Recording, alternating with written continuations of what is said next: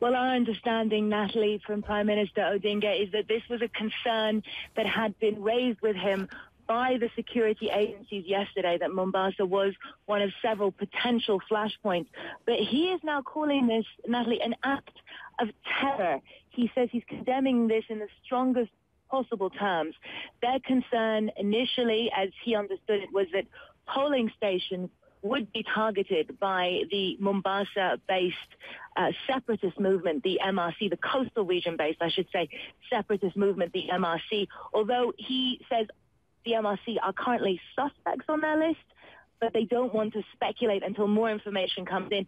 So really a sense from Prime Minister Odinga that this was a premeditated attack and not necessarily a spontaneous outbreak of violence, much more reminiscent of those horrific incidents that marred the last contested poll in 2007, Natalie.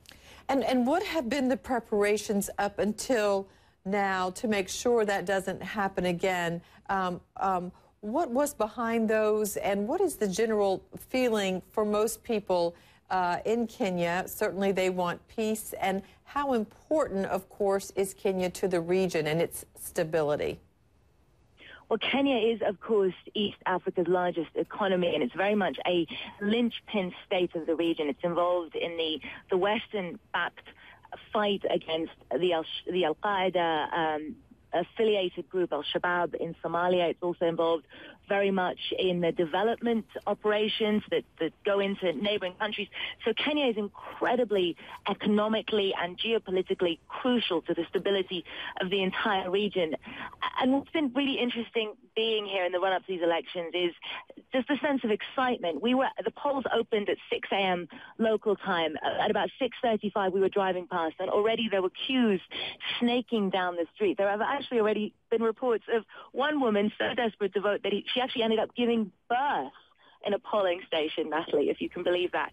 There's been a lot of work going into trying to ensure that the scenes of 2007 to 2008 aren't repeated. There's been a complete overhaul of the entire electoral system, a new electoral commission for whom this will be the first big test. They've also tried very much to quasi-decentralize Kenya. They've moved to a two-house system. This is going to be an incredibly complicated election, and for the candidates to emerge victorious, they have to not only get 51%, but they have to also get 25% of the vote in half of Kenya's 47 counties. And if that sounds needlessly complicated, it actually is incredibly important, because part of that is to try and fight any sense of people feeling like one tribal group in one specific area carried the day for any one of the candidates. So a lot of work has gone into today's elections.